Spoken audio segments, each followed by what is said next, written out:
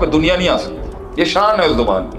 دنیا اس کے منہ سے نکل ہی نہیں سکتی جس کی زبان پہ قرآن ہوتا ہے. اور اگر قرآن پڑھ رہا ہے اور تزکیہ نہیں ہو رہا اس سے اس کا، سر یہ تو بڑا مریض ہے، بہت بڑا مسئلہ ہے کہ قرآن پڑھا جائے اور دل شیشے کی طرح صاف نہ ہو. قرآن پڑھنے والا ہو مگر شہرت کا بھوکا ہو.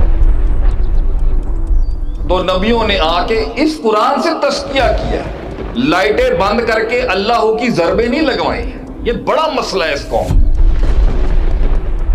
جس تربیت میں قرآن نہیں، جس نصاب میں قرآن نہیں، جس خاندان میں قرآن نہیں، جس قانون میں قرآن نہیں، اللہ کی وحی نہیں اور حدیث نہیں، وہ کبھی بھی پاک نہیں ہو سکتا.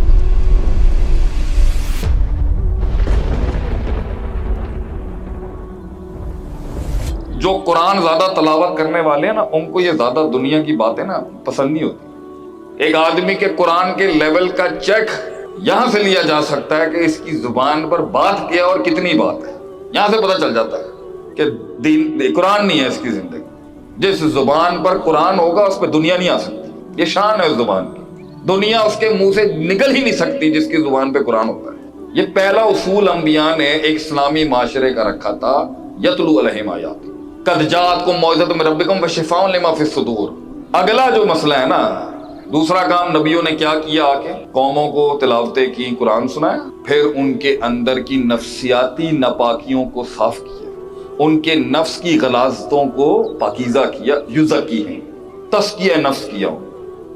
تو اگر قرآن کی تلاوت نہیں ہے کسی گھر میں، کسی جسم میں، کسی سینے میں، خلاص. اور اگر قرآن پڑھ رہا ہے اور تزکیہ نہیں ہو رہا اس سے اس کا، سر یہ تو بڑا مریض ہے، بہت بڑا مسئلہ ہے کہ قرآن پڑھا جائے اور دل شیشے کی طرح صاف نہ ہو. یہ تو بڑا مسئلہ ہے. قرآن پڑھنے والا ہو مگر شہرت کا بھوکا ہو. قرآن پڑھنے والا ہو اور کثرت الضحک، کثرت الکلام و کثرت النوم. اور کثرت النوم، زیادہ سونے والا ہو، زیادہ ہنسنے والا ہو، زیادہ پھٹنے والا ہو اور قرآن پڑھتا ہو. یہ ممکن نہیں ہے. جتنے بھی زاہدین گزرے ہیں زہد کے اماموں کی کتب کے اندر یہ منافی ہے. قرآن بھی چلتا ہو اور زبان دوسری چیزوں پر یہ مشکل کام ہے، ممکن نہ ہے، یہ مشکل ہے. یہ تو نبیوں نے آ کے اس قرآن سے تزکیہ کیا، لائٹیں بند کر کے اللہ کی ضربیں نہیں لگوائیں.